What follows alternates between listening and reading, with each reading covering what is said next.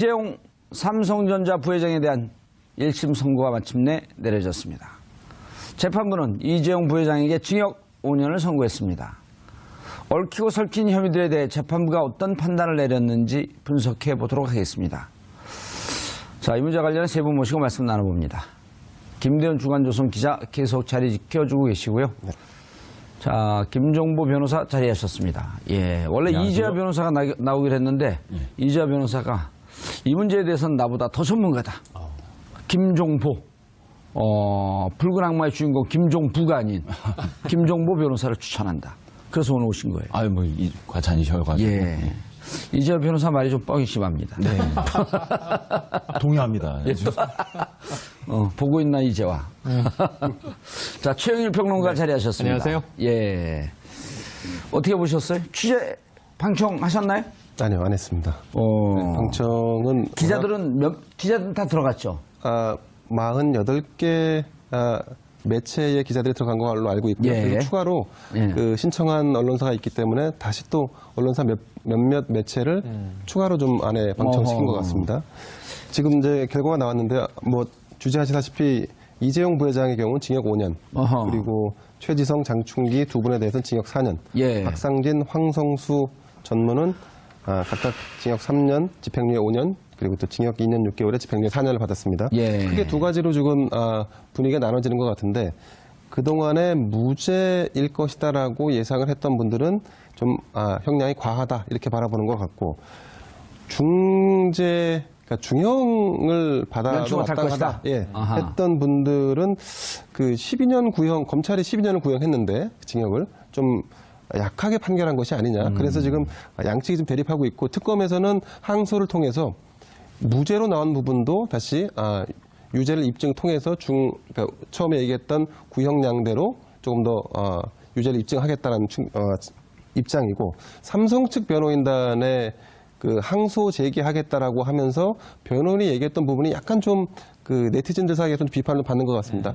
그분의 워딩이 하나도 인정할 수 없다라고 했고 그리고 항소심에서 우리가 주장했던 부분들에 대해서 모든 사안을 다 무죄임을 입증하겠노라 이렇게 밝혔는데 근데 재판부의 1심 판결의 상당 부분 인정할 만한 부분 그리고 또 굉장히 이성적으로 판단했다라고 하는 부분 이 부분이 아마 대체적인 중론이 아닐까 싶습니다. 네, 형량을 떠나서요. 네. 알겠습니다. 김 변호사님. 예. 자, 문제는 의미는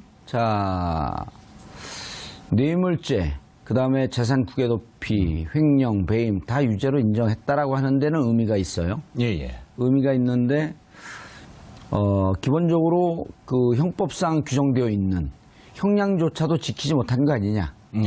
라고 하는 부분에 대해서는 많은 분들이 실망을 감추지 못하고 있고 또 하나 우려는 지금 1심에서 5년인데 보통 항소심 가면 좀 깎이지 않습니까? 대체로 좀 깎이는 분위기죠. 그럴 수도 있고 아닐 수도 그렇죠. 있고요. 예. 근데 항소심 가서 3년이면 3년을 깎이면서 집행유예 5년 이런 프로세스로 가는 거 아니야? 라고 하는 두려움이 확 있는 거거든요. 어떻게 보셨어요? 오늘 그러니까 유죄를 인정한 부분과 형량 부분에 대해서 분석을 좀 해주시죠. 일단 뭐 한마디로 말씀드리면은 평가는 준엄하게 이루어졌으나 형량은 매우 미약하다. 아하. 이렇게 정리할 수 있을 것 같습니다. 멋진 말이에요. 평가는 준엄하나. 형량은 미약하다. 형량은 미약하다. 그러니까 어떻게 보면 평가와 형량이 좀 불일치하는 경향이 있습니다. 지금 보신 저희 김대현 기자님께서 잘 말씀해 주셨지만 거의 모든 범죄 혐의에 대해서 유죄가 나왔고요. 특히 이제 제3자 뇌물 공여에 대해서만 그 재단 부분에 대해서는 거의 다 무죄가 나왔습니다. 그러니까 미르 K스포츠 재단에 뇌물을 준 것은 아니다. 그렇게 평가할 수는 없다. 그걸 주는 순간 그 뒤에 서 있는 재벌 기업들이 줄줄이 유죄가 나올 수 있는 상황을 염두에 둔 거 아닐까요? 그건 재판부께서 아마 신경 안 쓰셨을 것 같은데요. 글쎄요, 어떻게 봐야 될지 잘 모르겠습니다만 저는 이 부분에 대해서도 마찬가지로 저는 유죄다라고 생각을 합니다. 왜냐하면, 미르재단이나 K스포츠 재단에 이렇게 강압에 의해서 돈을 줬기 때문에 그리고 돈을 주지 않으면 불이익을 얻을 수 있어서 이런 부분에 대해서는 좀 무죄다라고 판단하셨는데 예를 들어서 어떤 양심적 기업인이 대통령이 돈 내놓으라고 하는 거예요. 내가 재단 하나 만들 테니 거기다 돈 내놔라. 막 강압에 들어와서 누구는 줬지만 양심적 기업인은 안 줬어요. 그럼 엄청 불이익을 당했겠죠. 준 사람은 무죄예요. 안 준 사람은 핍박받고 이런 굉장히 잘못된 시그널이 되지 않겠습니까? 그렇게 그 비율을 드니까 딱 정확하게 이해가 되는데요. 따라서 이 재단 자체가 만약 창조혁신센터라든지 기타 관련 법령이나 공식적인 절차를 통해서 기업의 후원이나 이런 것들을 이끌어낼 수는 있겠죠, 정부가. 거기에 대해서는 뭐라고 하지 않습니다.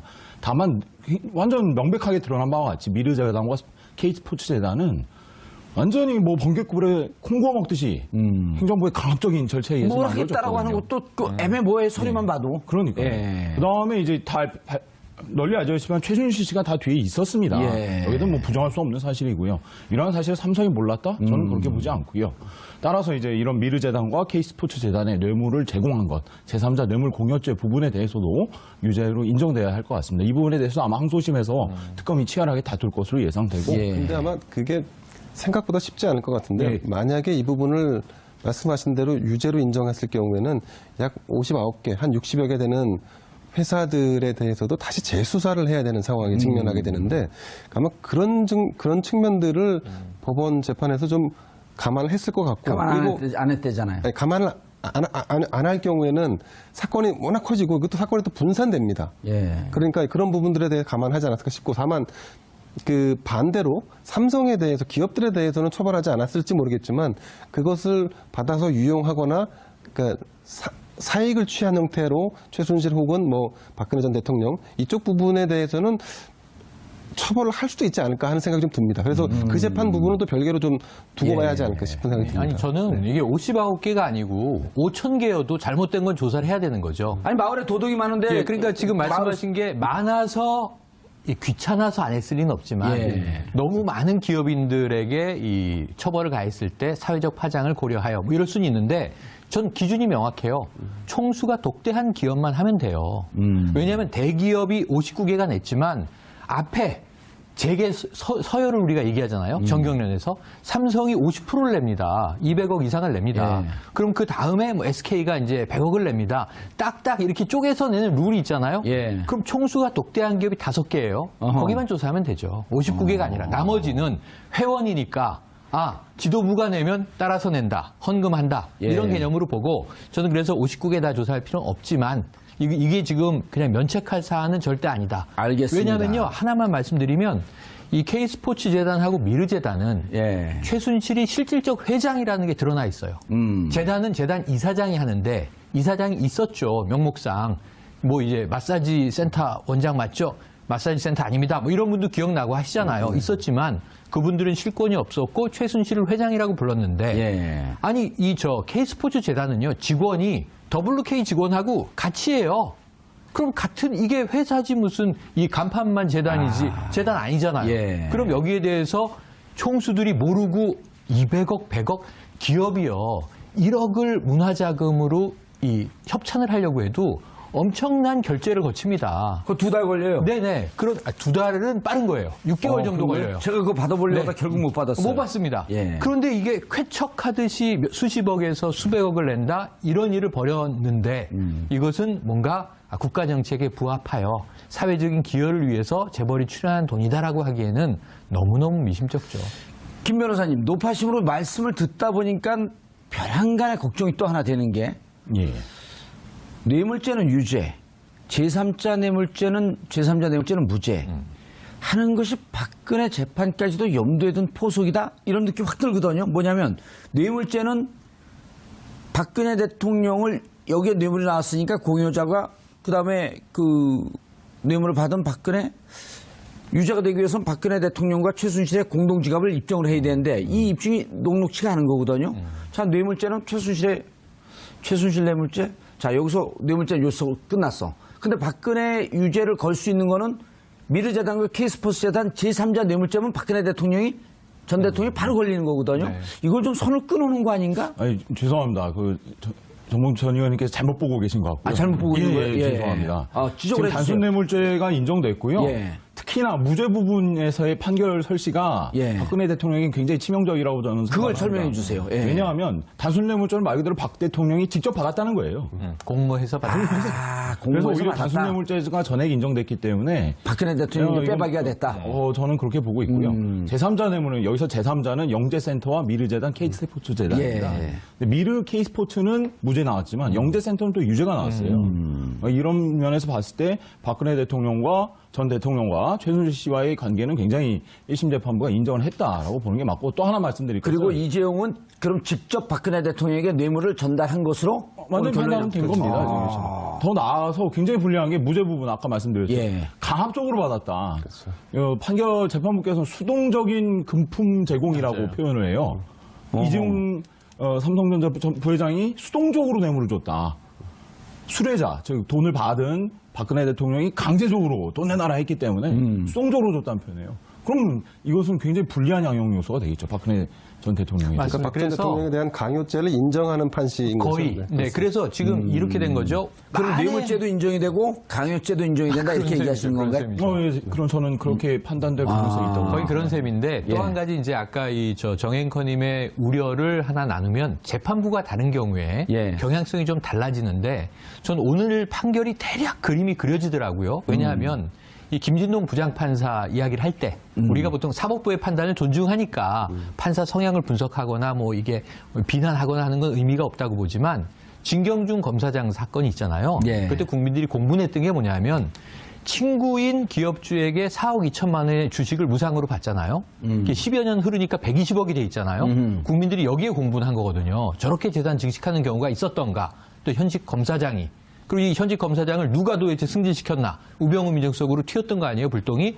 그런데 나머지가 이게 뇌물이 무죄가 된 게 아니라 진경준이 유죄를 받았기 때문에 해임되고 감옥에 갔는데 예. 그게 법인 차량 이용이라든가 소소한 가족들이 협찬받은 비용이 뇌물로 된 거고 이 4억 2천의 핵심적인 이 주식, 예. 주식 부분은 무죄를 했던 무죄를, 무혐의로 뇌물로 냈던 인정하지 않은 거거든요. 거죠. 그런 예. 면에서 재단은 무죄, 나머지는 유죄 이렇게 분리 선고하지 않을까 하는 예측들이 많이 있었어요. 그래서 제 주변에 통계적으로 베팅을 하지 않습니까? 예. 어떻게 판결될 것 같아? 기자들이 거의 5년일 것이다. 맞췄고요. 대부분의 법조인들은 5년이 뇌물 공여의 최대 형량이에요.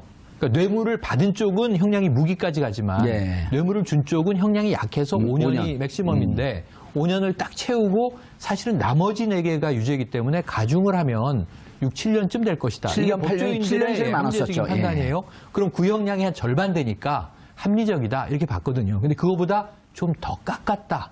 이 부분은 좀 아무래도 찜찜한 여운이 남습니다.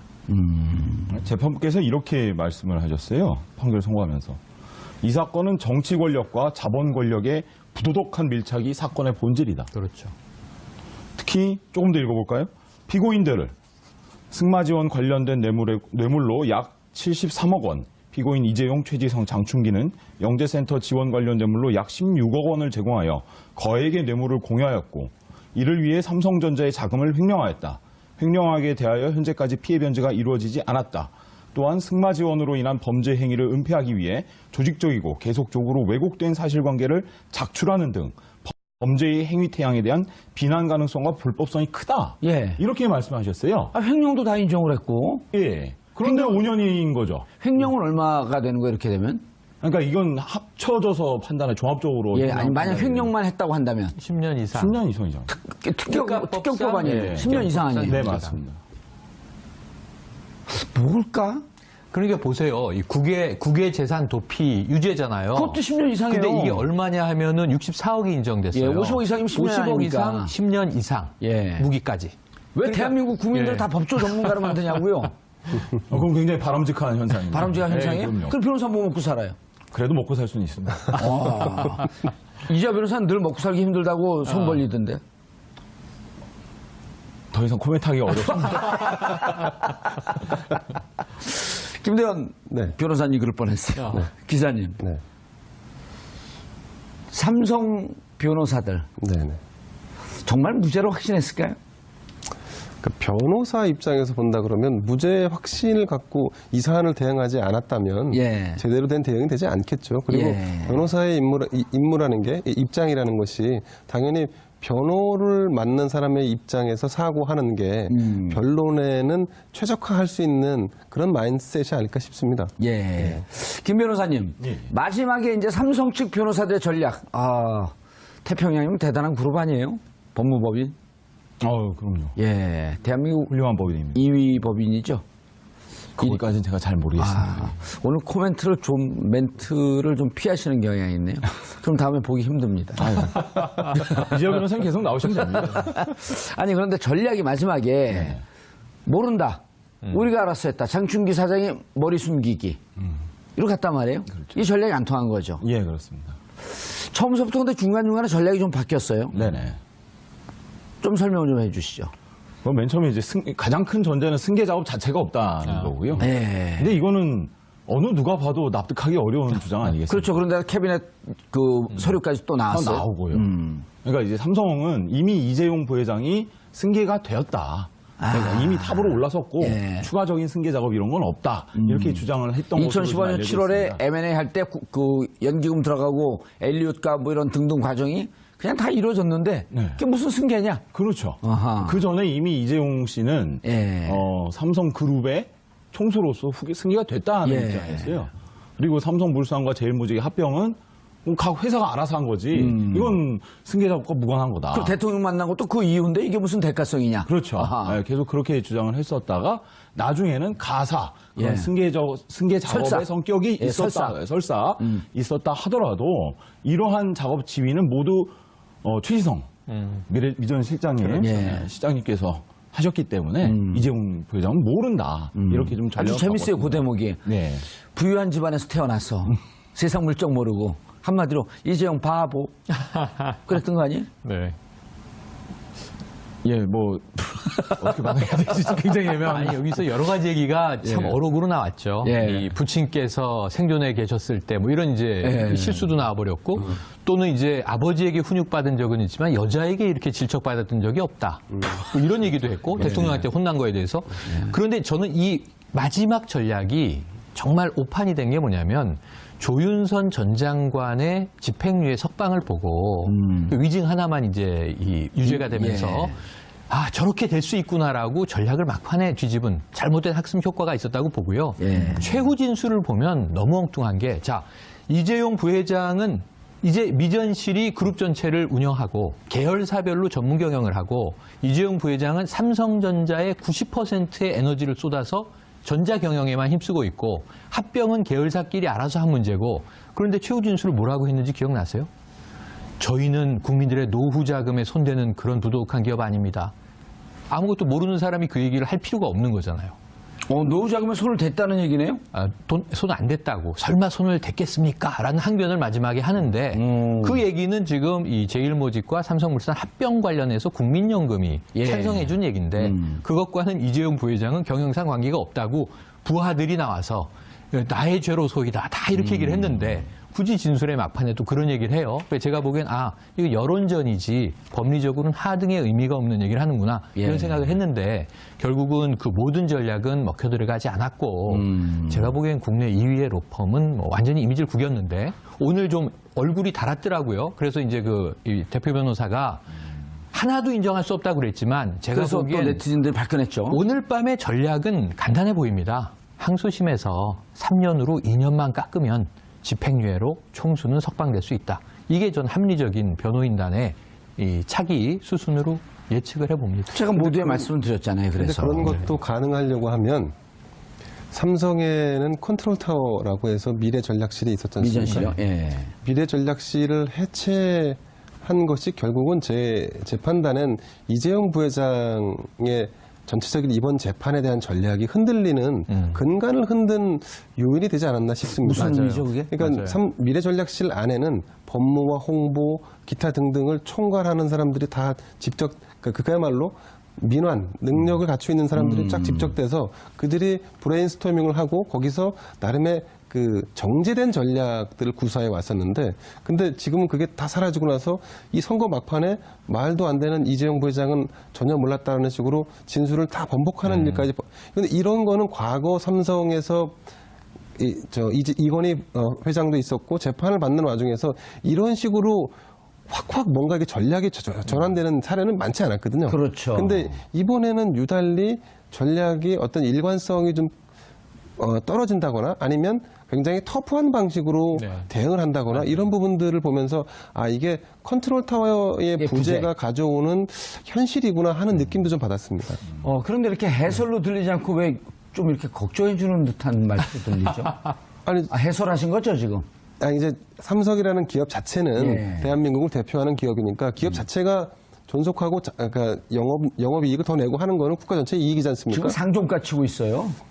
오늘 아까 1몇 % 뭐 주가가 떨어지긴 했는데, 예. 네. 지금까지 올라간 거에 비하면 미미한 하락이에요. 그러니까 삼성의 문제가 아니라 삼성을 운영했던 사람들의 문제로 지금 국한해서 우리가 이걸 다룰 필요는 있지 그렇죠. 않습니다. 예. 변호사님, 그 민변에서 삼성 문제 전문가신가요? 아니 그렇지는 않고요. 그냥 예. 계속 많은 관심을 가지고 있을 뿐. 김정진 변호사인가요? 그 삼성 문제 전문가가? 김정진인가? 거기는 참여연대군요. 민변이 아니고. 예, 지금 현재 그 민변 참여연대 경제개혁연대에서 예. 재벌 개혁 문제에 예. 대해서 많이 관심을 갖고 있고 특히 예. 삼성그룹에 대해서도 많이 관심을 갖고 저희가 이제 국민들에게 계속 재벌 기업들, 재벌 총수들이 구속됐을 때 폈던 논리가, 그 다음에 이제 보수 정권이 그분들을 사면해줄 때 폈던 논리가 국가 경제를 위해서 재벌 회장을 이렇게 가둬두면 국가 경제가 위태로워진다. 그런데 이재용 회장 구속 영장 1심 그 청구됐을 때, 1차 청구됐을 때 1월 17일인가 그렇죠? 네. 그때 청구되자마자 미국 파이낸셜 타임즈에서는 삼성이 투명 경영으로 갈 수 있는 절호의 찬스를 잡았다. 네. 그리고 구속되자마자 계속 삼성 기업은 좋아진단 말이에요. 그러니까 지금 이 김대현 기자가 말씀했듯이 그걸 잘못 왜곡되게 운행했던 사람들의 문제인 것이지 삼성 기업 전체는 오히려 점점 더 투명해질 수 있는 길로 갈 수 있다. 그럼요. 그리고 또 어제 그 갤럭시 노트 S8 뉴욕에서 발표하는데 난리가 났어요. 그분들이 삼성 이재용 부회장 구속됐는지 오늘 선고인지 알지도 못하잖아요. 그렇죠. 전혀 무관한 거예요. 그런 점에서는 잘 구속된 건 아니지만. 아니, 그러니까 일종의 우리는 맨날 적폐청산이라고 얘기를 예. 하지요. 단순한 정치 권력에서의 적폐뿐만이 아니라 경제 권력에서의 적폐마저도 그게 더 심각하죠. 우리는 항상 주시하고 또 감시하고 예. 필요한 부분은 지적하고 그 정산 과정을 추진해 나가야 되지 않을까 이런 생각이 들고요. 특히 이제 삼성의 경우에는 삼성의 가치를 만들어내는 건 삼성의 노동자들 아니겠습니까, 아무래도. 그러나 삼성은 여전히 노동자 문제에 대해서 아무런 무노조 경영을 일관하고 있고 삼성 직업병 피해자들에 대해서도 아무런 보상도 하지 않고 있습니다. 또 삼성전자 서비스 지회에 대해서도 하청 통해서 노동구조를 굉장히 악순환시키고 있죠. 세계 1위를 지향하는 삼성그룹과는 전혀 맞지 않는 모습이라고 생각합니다. 어떻게 보면 이번 재판을 통해서 삼성그룹이 삼성전자 등 삼성그룹 소유 회사가 보다 더 나은 선진적인 길로 나아가는 그런 좋은 계기가 되기를 그런 정치적인 바라봅니다. 의미가 큰 거죠. 이건 근데 이제 앞으로 또 삼성이 알아서 해야 할 문제이고 이걸 또 추동해내는 것은 어떻게 보면 시민들과 예. 어떤 정치적인 힘이 좀 필요하지 않을까 이런 알겠습니다. 재판으로 다시 돌아가 보죠. 그 대목도 지금 그 대목도 미래전망 잠깐 곁들이면요. 이제 기업 경영 걱정해 주셨고 김 기자님 그리고 이게 더 나아지는 길이다. 중장기적으로는 국가 투명성과 기업 투명성이 제고되면서 삼성이 바야흐로 이제 글로벌 기업으로 자리매김할 수 있는 기회라고 봐요. 예. 해외에서도 그런 이제 이 좋은 시각이 많은데 기대가 문제는, 많죠. 문제는 이런 또 반론들도 있어요. 그러니까 전문 경영인이 각각의 전문성을 살려서 잘할 것이다. 근데 우리나라 재벌은 그룹 체제잖아요. 삼성생명을 지주사로 하려다가 지금 브레이크가 걸려 있는데 예. 미전실과 비슷한 기능을 하는 총괄 부서가 새로 생길 수밖에 없다. 불가피하다. 근데 그러면은 지금 오늘 다 증시 쪽에서는 자, 이부진 사장이 이어받나? 지금 관심이 급부상하고 있거든요. 구속될 때 삼성 내부 사정이 네. 그 이정훈 이미 버린 카드, 이부진 카드가 그렇죠. 뜨고 있다. 지금 이게 항소심뿐 아니라 대법원 최종 3심 판결까지 나려면 2년 이상 걸릴 겁니다. 그리고 5년은 최소한 구속돼 있어야 됩니다. 예. 그러니까 이게 모범수로 복역하고 일찍 가석방된다고 해도 4년은 있어야 돼요. 3, 4년 동안 이 삼성그룹은 뭘 지금 이 의사결정자가 없기 때문에 못하고 있냐면 센 돈을 투자하는 거는 멈춰 있어요. 센 돈요? 예. 그러니까 큰 돈? 해외에 큰 돈? 해외에 괜찮은 기업들을 인수합병하는 거는 총수의 의사결정이었단 말이죠. 이재현 CJ 회장이 수감돼 있을 때 투자는 멈춰 있습니다. 돈은 쌓아놓고 있고. 그러니까 이런 부분에 있어서는 전문 경영인이 할 수 없는 영역이 있거든요. 아하. 총수를 복원하기 위한 노력을 할 것인데 우리나라는 핏줄과 가문이잖아요. 그러니까 이 씨 일가 중에 누군가 이재용 부회장의 공백을 메꿀 가능성이 높다. 요거까지 전망을 해봐야 되는데 예. 그러면은 도루묵이 되잖아요. 그렇죠. 거기에 대해서 우리 사회가 어떻게 삼성에 참여할 것인가인데 거버넌스 위원회 결국은 주주들이 움직일 수밖에 없다. 왜냐하면 그 자본시장의 논리는 정치 권력이 뭐 문재인 대통령이 삼성 이 경영구조 이렇게 개편을 할 수 없는 거잖아요. 제일 중요한 건 노조를 먼저 만들어야 되는 겁니다. 중요합니다. 그런 대목들이 개선돼야 된다고 봅니다. 알겠습니다. 다시 재판으로 돌아가 보죠. 예, 예. 이제 관심은 변호사 이재용 측에서도 항소를 할 것이고 변호인 측에서도 이제 항소를 할 것이고 양측 다 항소의 뜻을 밝혔으니까 네, 예. 자 재판으로 돌아갑니다. 지금서부터 이제 관심은 10월 17일 이전에 구속기간 만료 아니에요? 박근혜 전 대통령. 박근혜 전 대통령의 선고 공판이 9월 17일 전에 이루어질까 하는 것이 관심사인데요.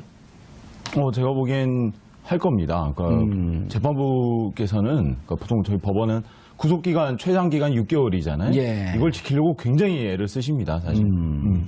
그래서 이번 삼성 재판에서도 그 수많은 증인들 예. 주 3회, 4회씩 이렇게 재판하면서 6개월을 맞추셨던 걸 보면 박근혜 전 대통령 재판에서도 예. 6개월 구속기간은 아마 지키실 것으로 봅니다. 삼성 변호인 측은 대단히 화려하고 막강한데 박근혜 전 대통령 변호인 측은 유영하 변호사를 중심으로 해서 별로 그렇게 화려하지 않아요. 근데 이제 재판정 분위기를 전해 들으면 박근혜 대통령 변호인 측에서 끊임없이 삼성 재판의 변론 과정, 재판 과정을 지켜보고 연구하고 있었다. 는 그런 이제 전언들이 많거든요. 그리고 이제 오늘 내린 결정이 결국은 박근혜 대통령에게 직접적 영향을 어떻게 미칠 것이냐. 아까 말씀드렸듯이 뇌물죄는 필요적 공범이라고 합니다. 필요적 공범. 예, 왜냐하면 혼자서는 못한다는 거예요. 살인, 강도, 절도는 혼자서 할 수 있잖아요. 근데 뇌물죄는 주는 사람과 받는 사람이 반드시 있어야 됩니다. 필요적 공범. 혼자서는 못한다. 공범이 있어야 된다. 예. 예, 이런 걸 필요적 공범이라고 하고요. 예전에 대표적인 게 간통죄가 필요적 공범이었어요. 이거 두 명이 있어야 되잖아요. 혼자서는 간통을 못하니까. 예를 들면. 근데 이제 뇌물이 대표적인 필요적 공범이잖아요. 예. 주는 놈과 받는 놈. 예를 그러면 이번에 주는 놈이 이제 교과서에 나오는 얘기입니다. 예. 가득 계속하세요. 예, 이번에 주는 사람에 대해서 너 줬다. 뇌물죄 인정됐잖아요. 예. 그럼 받는 사람 당연히 인정되죠. 이게 직접적인 연결이에요. 그럼 뇌물 73억이 인정된 거 아니에요? 네, 그렇죠. 그러면 박근혜 대통령의 형량은? 법적으로요? 법적으로요? 예. 최소 5년 이상은 나와야 되지 않을까요? 그러니까 50억 이상이면은 특경법 이상이니까 10년 이상이 법정형이고요. 그렇죠. 예. 10년 이상. 그러니까 뇌물 수수하게 되면 5년 이상인데 네. 10억 뇌물 수수액이 50억 이상이면은 50억인가요? 10억인가요? 50억, 5억 50억 이렇게 5억 50억. 예. 50억 이상이면 10년 이상? 예, 무기징역까지. 무기징역까지요? 네네. 그럼 오늘 잠못 이루는 분들이 두 분, 최순실까지 세 분. 그렇죠. 최순실은 또 어떻게 되나요? 이렇게 되면? 이거 최순실 같이 받았잖아요. 주는 사람 같이 받았으니까. 예. 똑같이 하는 거죠. 그럼 이미 이 재판부는 박근혜 대통령 재판부 말고 이 재판부는 최순실과 박근혜 대통령이 공동 지갑이다라고 하는 것을 판결에 인용을 한 건가요? 그러니까 명시적인 편견은 없는데 그냥 줬다고 그냥 딱. 근데 오늘 그 대목이 중요한 건데 예, 그 그동안은 대목이 중요하잖아요. 경제 공동체라고 얘기했고 예. 같은 지갑이라고 얘기했죠. 예. 법적으로 경제 공동체는 존재하지 않습니다 하고 특검보가 나와서 경제적 이익을 공유했다 이렇게 또 경제적 표현을 이익을 해요. 공유했다. 근데 같은 얘기입니다. 표현만 다르지. 근데 오늘은 전 획기적이라고 봐요. 그 대목이. 뭐냐면 박 전 대통령과 최순실은 이 음모의 공범이에요. 대기업으로부터 돈을 받아내기 위해서 예. 두 명의 역할이 나눠져 있었고 조직적으로 예. 둘이 서로 플레이를 하지 않으면 돈이 굴러 들어올 수 없는 메커니즘이라고 설명을 하는 걸로 충분히 이해가 돼요. 왜냐하면 박 전 대통령은 정치 권력을 가지고 실질력의 대통령으로 강압을 했고 적극적인 압박을 했습니다. 거기에 수동적으로 뇌물을 이제 공유한 게 삼성이 된 거예요. 요 사건에선. 근데 그 돈은 다 어디로 갔냐면 주로 73억 플러스 동계 스포츠 영재센터 16억. 요게 네. 뇌물이거든요. 그러니까 이게 89억이거든요. 근데 요 금액이 전체적으로 다 최순실에게 꽂힌 금액만 계산한 거예요. 아까 이제 재단 얘기는 처음 했으니까. 미르재단, K스포츠재단 빼고. 그러니까 뭐냐면 박 전 대통령이 야 돈 내놔 그랬는데 돈을 최순실이 받았어요. 예. 그러니까 이 둘은 경제적 공동체 이게 아니라 그냥 공모, 그렇죠. 공모로 본 것으로 봐서 이것만 가지고도 충분히 뇌물죄는 형성이 된다라고 판단한 게 심플하더라고요 생각이. 뭐 제가 읽어드릴게요. 이게 가장 확실할 거니까요. 예. 대통령은 그러니까 박근혜 전 대통령이죠. 대통령은 최서원과 오래전부터 개인적인 친분 관계를 맺어왔고 대통령 취임 이후에는 국정 운영에 있어서도 최서원의 관여를 수긍하고 그의 의견을 반영하는 관계에 있었던 점. 대통령은 김종등에게 승마 선수 정유라를 직접 언급하기도 하고 피고인 이재용과의 단독 면담에서도 승마 지원에 관한 특별한 관심을 보이면서 지원이 미흡한 경우에는 피고인 이재용을 강하게 지책하고 임원 교체도 구체적으로 언급하였으며 승마 지원이 이루어진 후에는 피고인들 측에 감사의 마음을 전하기도 한 점. 대통령이 최서원으로부터 삼성의 승마 지원 진행 상황을 계속적으로 전달받아 온 것으로 보이는 점. 대통령이 최서원의 독일 생활이나 승마 지원과 관련된 주변인들의 인사를 직접 챙기기도 한 점 등을 종합하면 대통령과 최서원의 공모 관계가 인정된다. 이렇게 공모 관계는 인정된다. 아니, 뭐 경제적 공동체 이런 문제는 아니거든요. 예. 아마 이제 그 시청자분들은 이제 그 점에 관심이 있을 겁니다. 이 재판 결과가 박근혜 전 대통령에게 어느 정도 영향을 줄 것이냐, 굉장히 큰 영향을 줄 겁니다. 그리고 그러면 얼마의 형량이 과연 나올 수 있느냐? 그걸 제가 물었어요. 근데 이제 제가 얼마의 형량이 나올지 우리가 지금 예단할 수는 없지만 한 가지 우리가 살펴볼 여지가 있는데 지금 이재용 부회장의 경우에는 감형을 고려할 만한 사안들이 있었습니다. 예를 들면 강요에 의해서 어쩔 수 없이 수동적으로 뇌물을 줄 수밖에 없었다라는 부분들이 감형의 사유가 있었다. 그렇습니다. 근데 지금 박근혜 전 대통령과 최순실 씨의 경우에는 감형을 고려할 사유가 거의 없어 보입니다. 게다가 모든 혐의를 다 부인 부정하고 있기 때문에 오히려 그 괘씸죄가 오히려 적용되면 적용됐지 감형의 사유는 제가 볼 때 많지 않아 보입니다. 근데 괘씸죄가 적용할 수 없는 게 무기의 괘씸죄는 없어요. 근데 무기 위에. 말씀을 드리자면 그렇다는 거죠. 아니 박근혜 전 대통령을 좀 비호하고 변호한 듯한 말씀을 이제까지 하신 거로 제가 착각해서 착각을 했네요. 죄송합니다. 지금까지 김대현 변호사에 대한 오해, 편견, 김대현 기자에 대한 오해, 편견을 가졌으면 제가 사과하고 하야하겠습니다. 저는 뭐 그냥 있는 그대로 항상 말씀을 드렸지. 뭐 이거 중요한 포인트거든요. 감형의 사유가 보이지 않는다. 그렇죠. 오히려 가정하면 가중 요소가 되겠죠. 아니, 보통 우리 시청자나 국민분들이 예를 들어갖고 최고 형량이 10년인데 왜 5년이 나왔지? 이런 거 궁금해 하거든요. 그래 깎아줄 수 있는 거 아니에요. 판사의 재량으로. 그러지 않나요? 그렇습니다. 예. 그런데 제가 그러면 근데 그럴 때는 감형의 사유가 분명해야 되잖아요. 그렇죠. 이러이러한 사유로 5년에 처한다.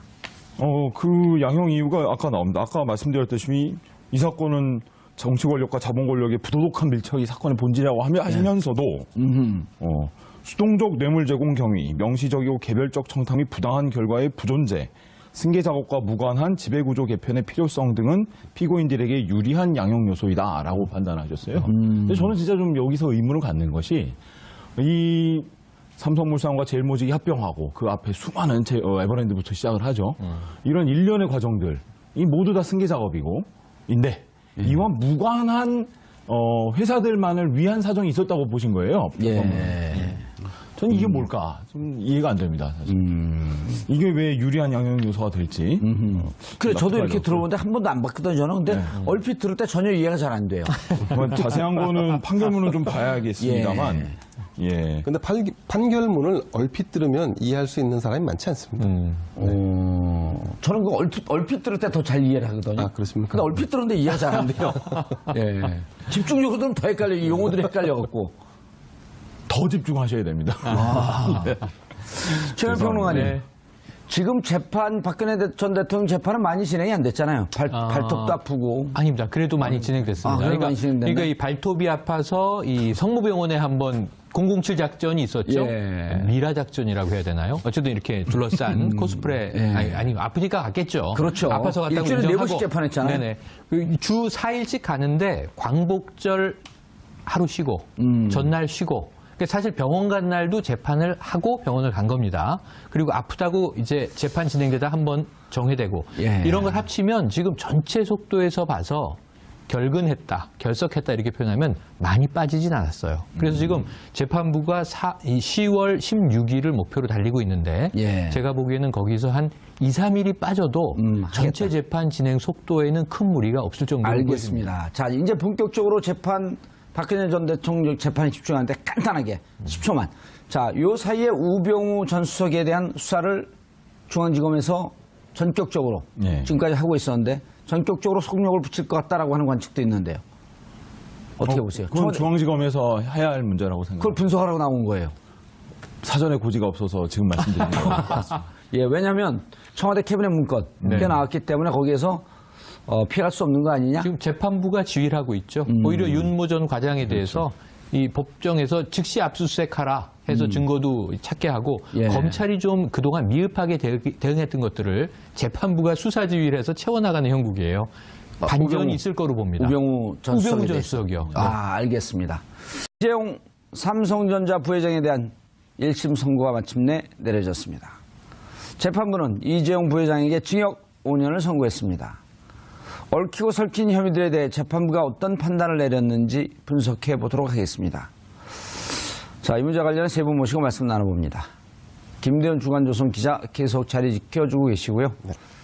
자, 김종보 변호사 자리하셨습니다. 예, 원래 안녕하세요. 이재화 변호사가 나오기로 했는데 이재화 변호사가 이 문제에 대해서는 나보다 더 전문가다. 김종보, 붉은 악마의 주인공 김종부가 아닌 김종보 변호사를 추천한다. 그래서 오늘 오신 거예요. 아유, 뭐, 과찬이셔가지고. 예. 이재화 변호사 말이 좀 뻥이 심합니다. 네. 동의합니다. 보고 있나 이재화. 자, 최영일 평론가 자리하셨습니다. 안녕하세요. 예. 어떻게 보셨어요? 취재 방청하셨나요? 아니요, 안 했습니다. 방청은 기자들은 다 들어갔죠. 48개 매체의 기자들이 들어간 걸로 알고 있고요. 예. 그리고 추가로 예. 그 신청한 언론사가 있기 때문에 다시 또 언론사 몇몇 매체를 추가로 좀 안에 방청시킨 어허. 것 같습니다.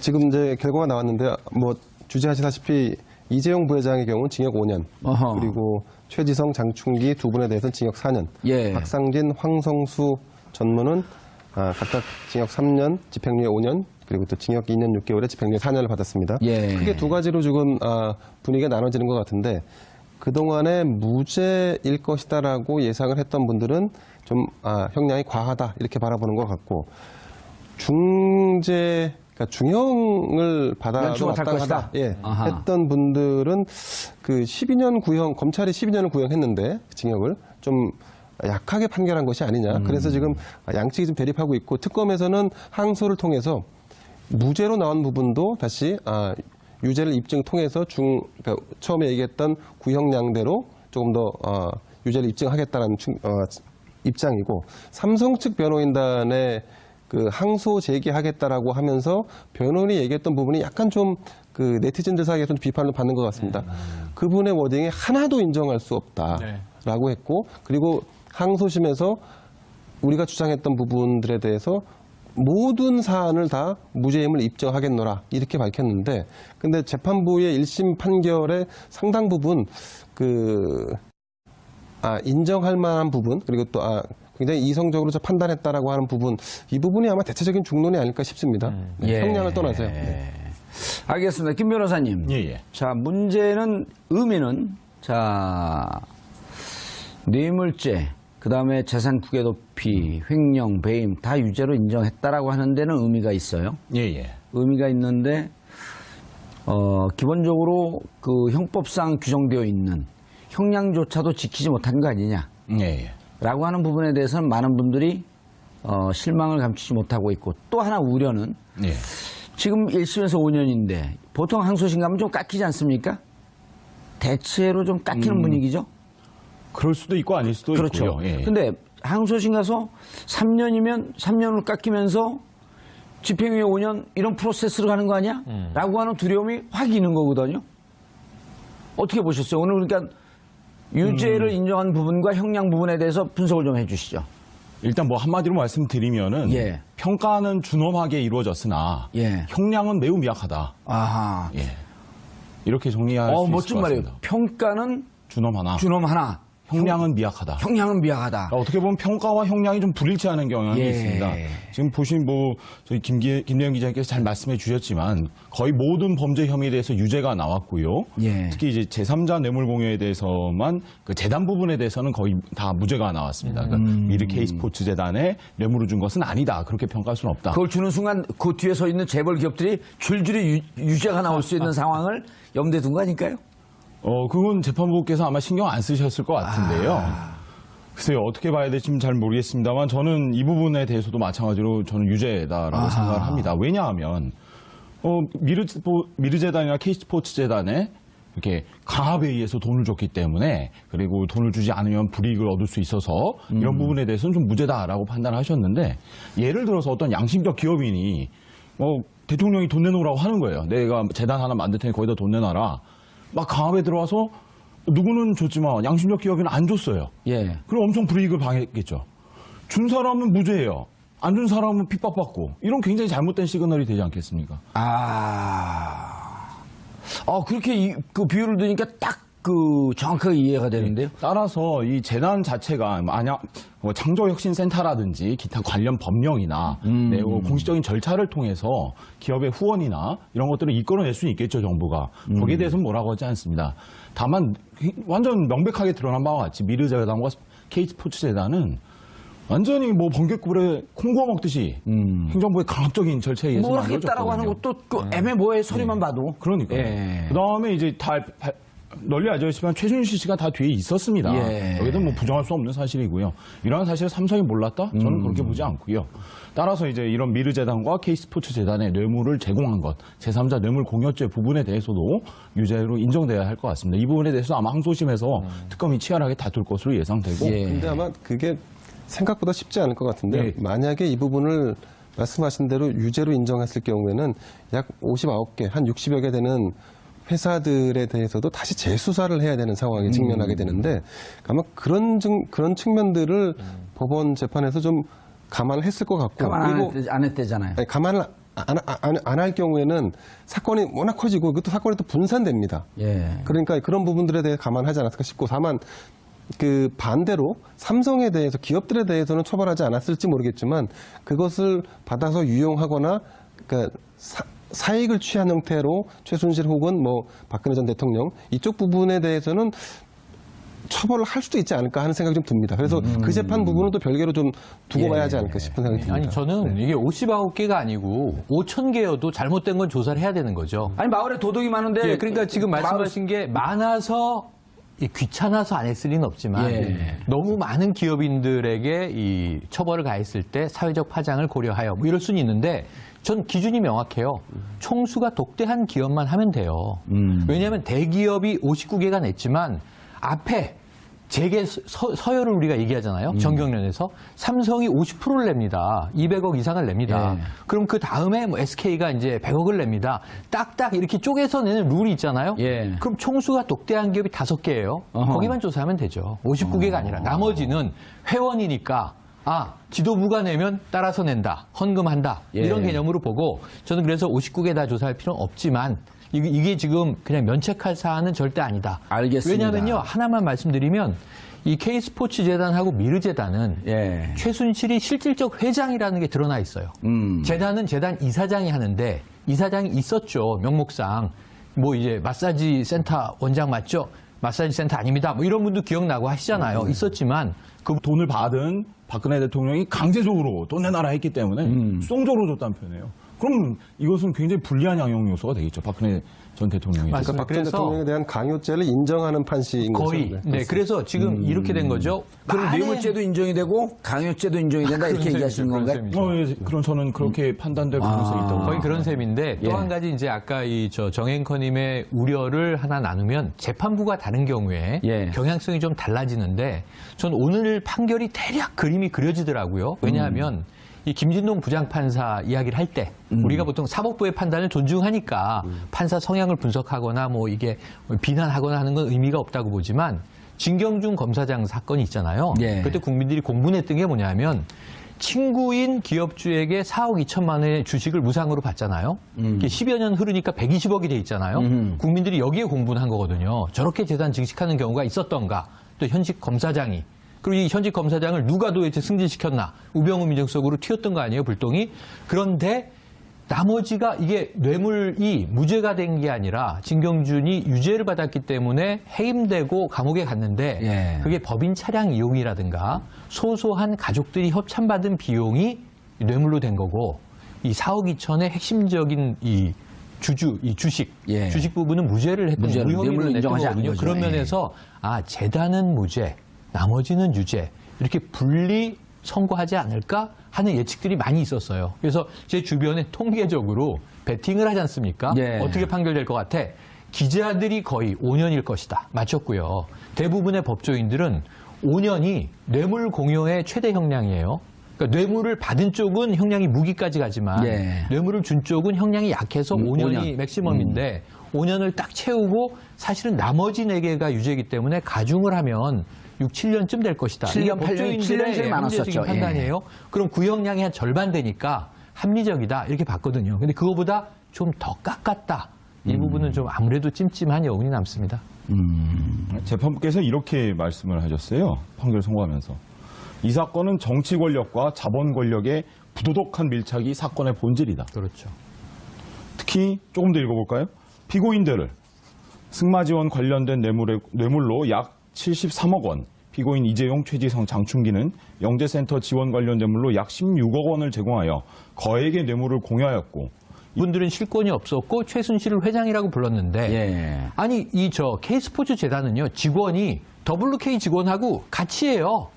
그럼 같은 이게 회사지 무슨 이 간판만 재단이지 재단 아니잖아요. 예. 그럼 여기에 대해서 총수들이 모르고 200억, 100억 기업이요 1억을 문화자금으로 이 협찬을 하려고 해도 엄청난 결제를 거칩니다. 그거 2달 걸려요. 네네.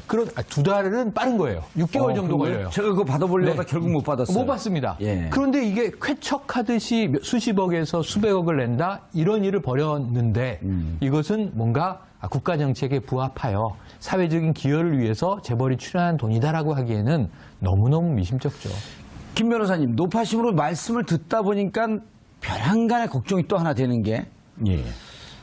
뇌물죄는 유죄, 제3자 뇌물죄는 무죄 하는 것이 박근혜 재판까지도 염두에 둔 포석이다 이런 느낌이 확 들거든요. 뭐냐면 뇌물죄는 박근혜 대통령을 여기에 뇌물이 나왔으니까 공여자가 그다음에 그 뇌물을 받은 박근혜 유죄가 되기 위해서는 박근혜 대통령과 최순실의 공동지갑을 입증을 해야 되는데 이 입증이 녹록치가 않은 거거든요. 자, 뇌물죄는 최순실 뇌물죄. 자, 여기서 뇌물죄 요소 끝났어. 근데 박근혜 유죄를 걸 수 있는 거는 미르재단과 K스포츠 재단 제3자 뇌물죄면 박근혜 대통령이 전 대통령이 바로 걸리는 거거든요. 네. 이걸 좀 선을 끊어놓은 거 아닌가? 아니, 죄송합니다. 정봉 전 의원님께서 잘못 보고 계신 것 같고요. 잘못 보고 있는 거예요? 예. 죄송합니다. 지적을 지금 해주세요. 단순 뇌물죄가 인정됐고요. 예. 특히나 무죄 부분에서의 판결 설시가 예. 박근혜 대통령이 굉장히 치명적이라고 저는 그걸 생각합니다. 설명해 주세요. 예. 왜냐하면 단순 뇌물죄는 말 그대로 박 대통령이 직접 받았다는 거예요. 공모해서 받은 그래서 공모해서 오히려 받았다. 단순 뇌물죄가 전액 인정됐기 때문에 박근혜 대통령이 이건- 빼박이가 됐다. 저는 그렇게 보고 있고요. 제3자 뇌물은 여기서 제3자는 영재센터와 미르재단 K스포츠 재단입니다. 예. 근데 미르 K스포츠는 무죄 나왔지만 영재센터는 또 유죄가 나왔어요. 이런 면에서 봤을 때 박근혜 대통령과 전 대통령과 최순실 씨와의 관계는 굉장히 1심 재판부가 인정을 했다라고 보는 게 맞고 또 하나 말씀드릴게요. 그리고 이재용은 그럼 직접 박근혜 대통령에게 뇌물을 전달한 것으로 완전 판단은 된 겁니다. 지금. 더 나아가서 굉장히 불리한 게 무죄 부분 아까 말씀드렸죠. 예. 강압적으로 받았다. 판결 재판부께서는 수동적인 금품 제공이라고 표현을 해요. 이재용 삼성전자 부회장이 수동적으로 뇌물을 줬다. 수뢰자, 즉